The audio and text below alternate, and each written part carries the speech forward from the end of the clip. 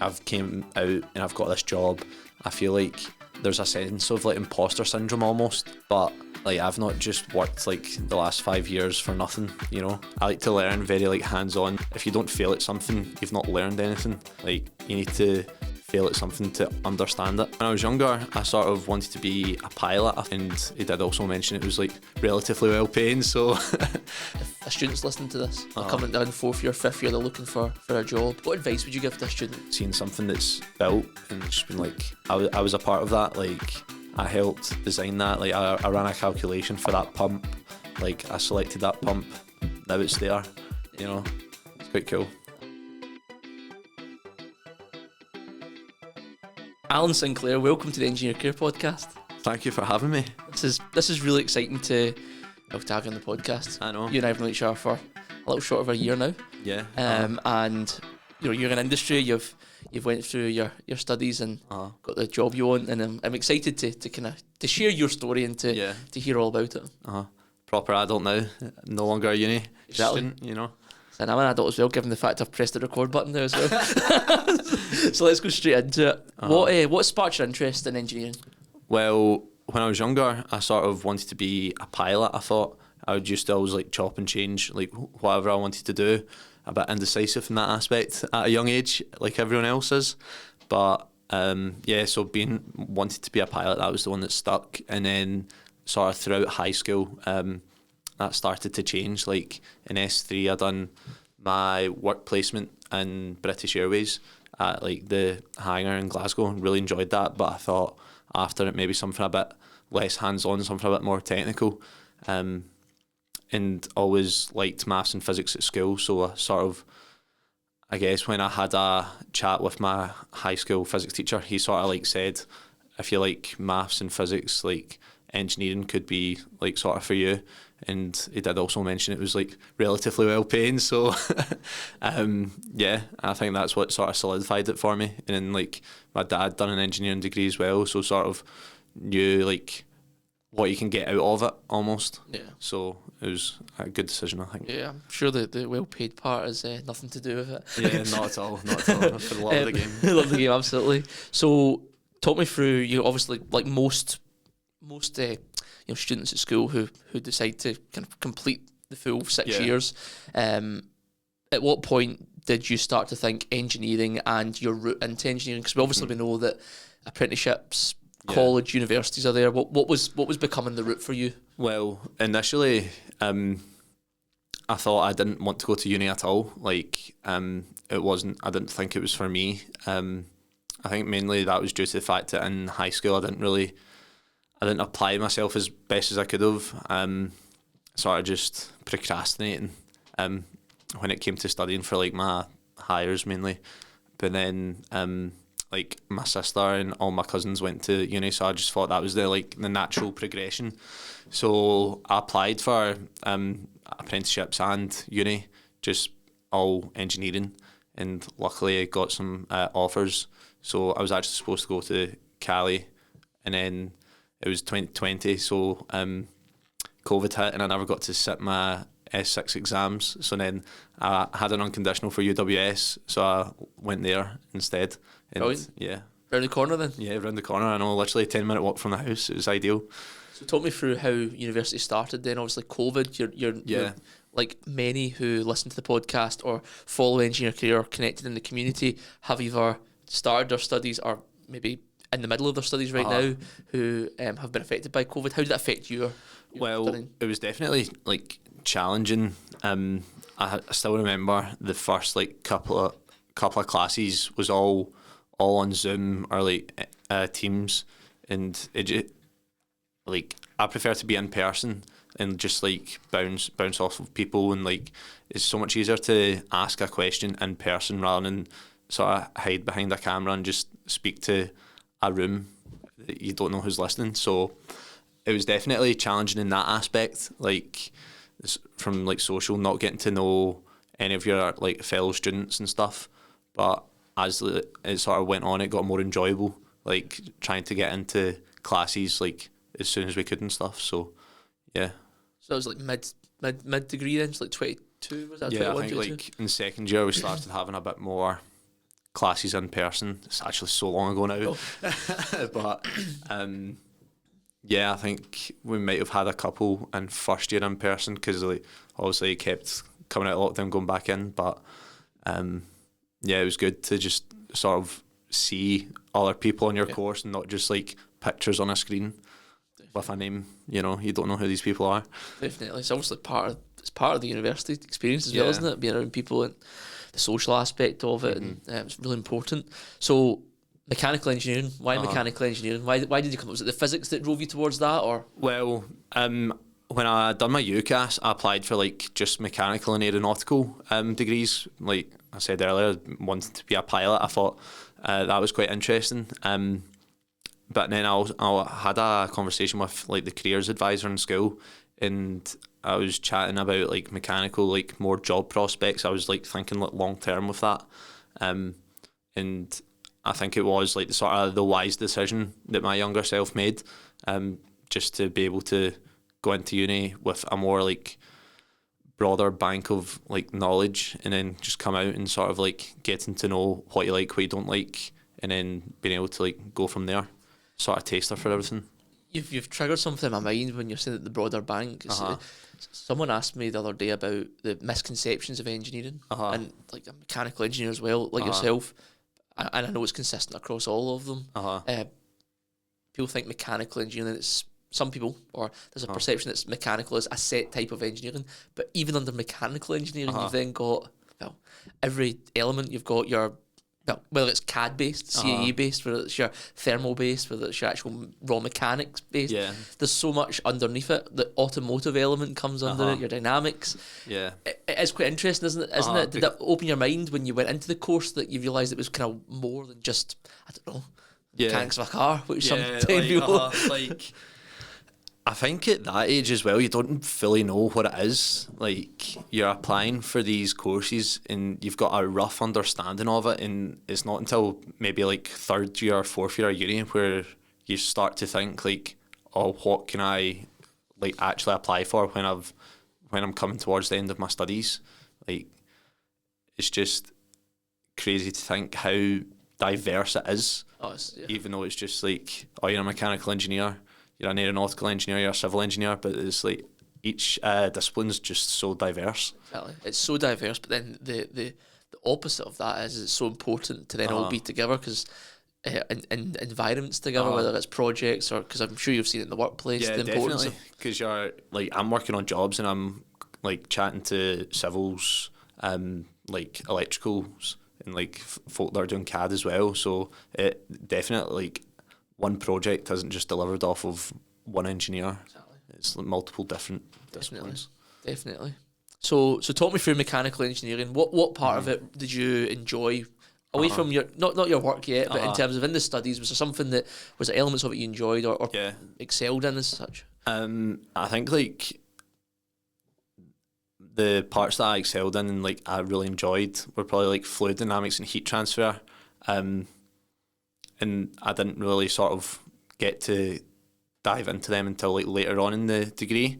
But for some reason, like fluid dynamics is just one that I find like is easier for me to just comprehend from like even from the start, like without any sort of introduction to it, which I find is like, I always thought was a bit odd, because as a mechanical engineer, you always get people who prefer like the structural stuff like FEA over like fluid dynamics and CFD, and I'm like the complete opposite. That's so interesting. But it's interesting as well, like, probably very similar to the course that I was on, where you focus a lot on mechanics. You've got your fluid dynamics and you do your thermal mechanics, and then you do FEA, and then you introduce CFD at the back end. That's what we had anyway. Like, I think the kind of industry, it's probably well versed that the CFD is quite a complex, in terms of it, the modelling, compared to, I mean, not to put down how complex FEA is, but in terms of the two, you kind of touch at the end. I really enjoyed CFD as well. Probably it was quite a complex area. Like the way that we had it, it was just under like one module. 1 week we do FEA, 1 week CFD. Sort of, you get to have a taste for both of them, and you're doing like both of them at the same time. So I just like always preferred CFD. I don't know why. There we go. Excellent. So you coming to the end of university. What was the where did you want to work? Did you know you wanted to work when you're coming to the university?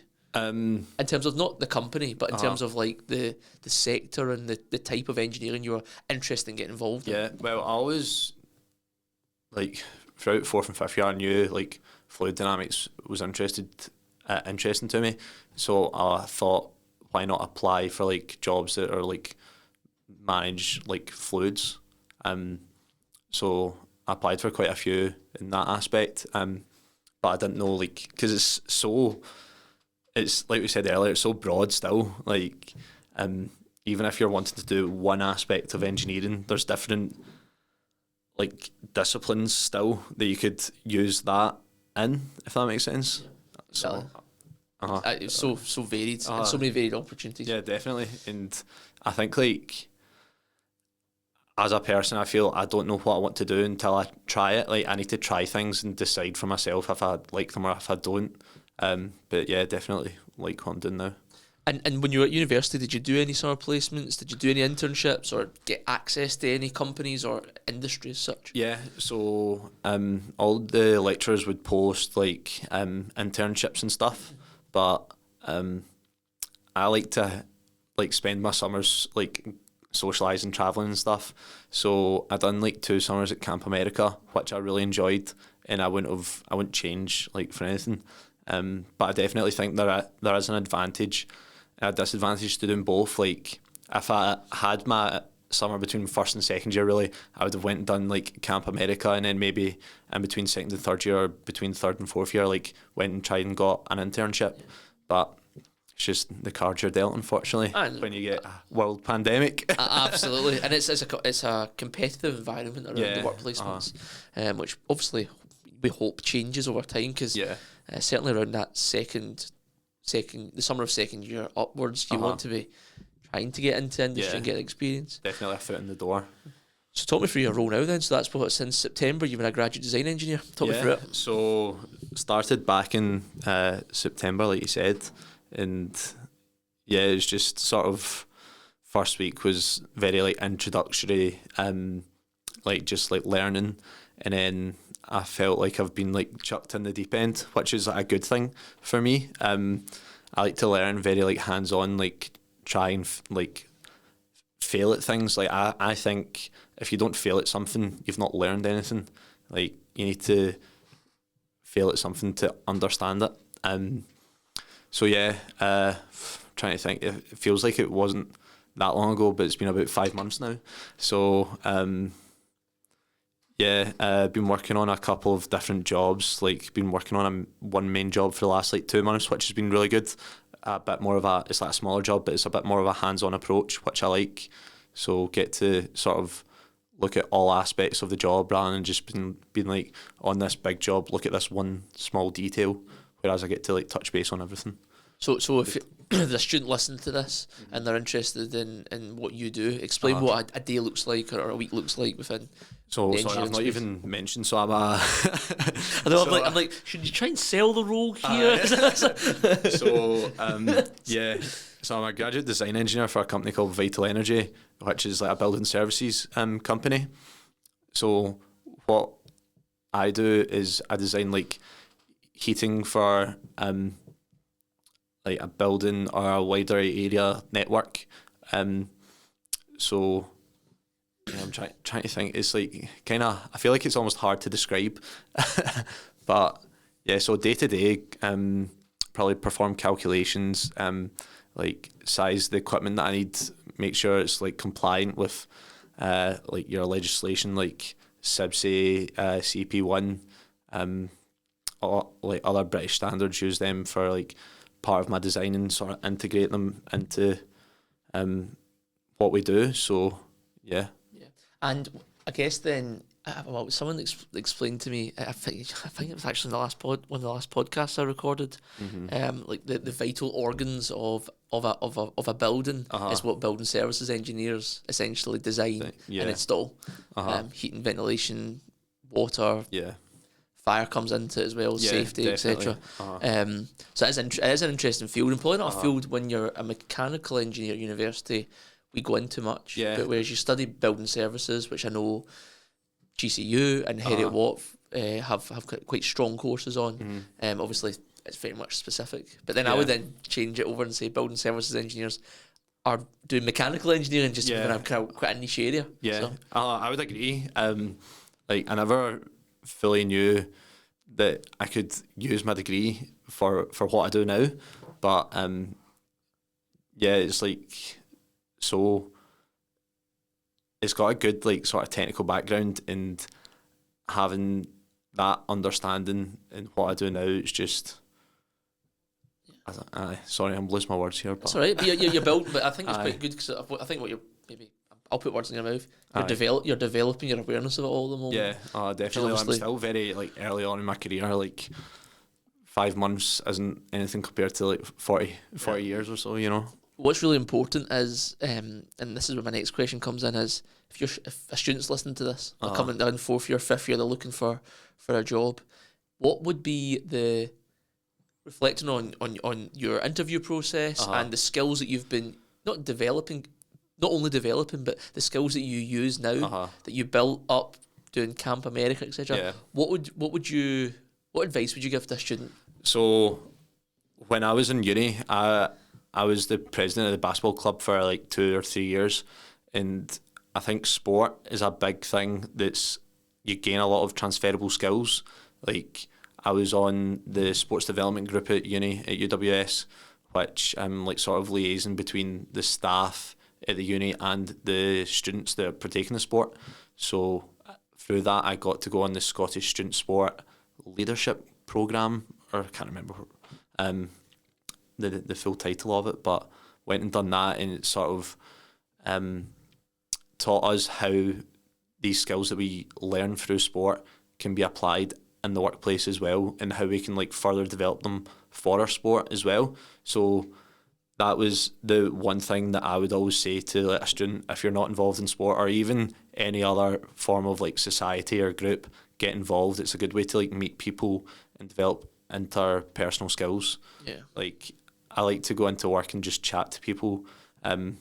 Obviously, granted, get your work done, but you know, it's good to be sociable, and I think that's like in our day and age. I might sound like an older person here, but everybody's on their phones like all the time. But it's just good to just chat to someone and just, you know, whether it be like if you're having a coffee, like getting a coffee, just have a bit of a laugh, you know, sort of relax like during the day or whatever. Yeah, I'm sure you use those communication skills that are key for your job as well, actually, to do it. So, yeah, that's really helpful because it's really important. Transferable skills are so important in engineering, and sometimes I think we forget that. Certainly, students forget that.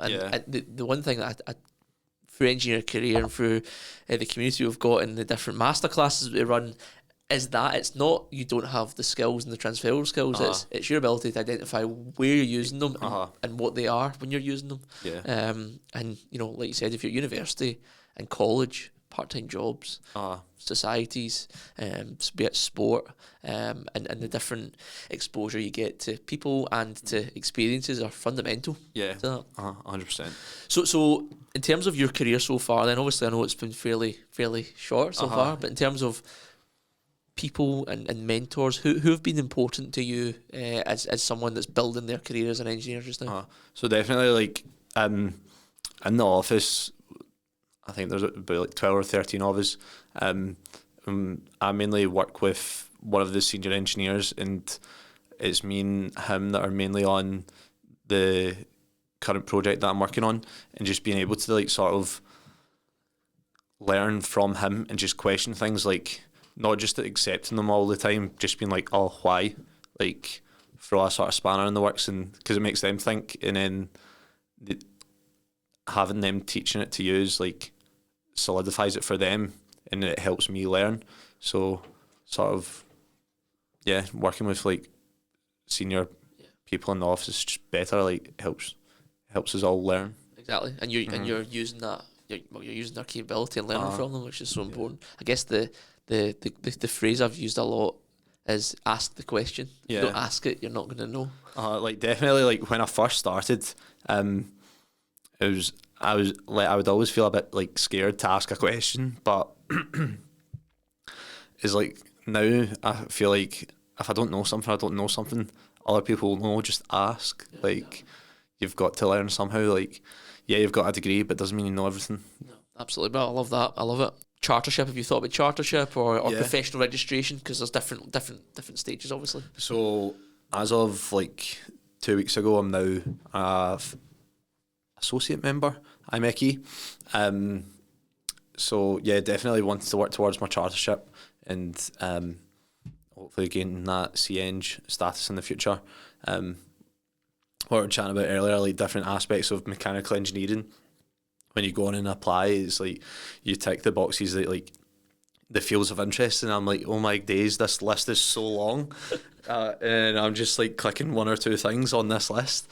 But yeah, chartership's definitely something I want to gain, like in the future, having that sort of like badge just to say that you're competent in what you do.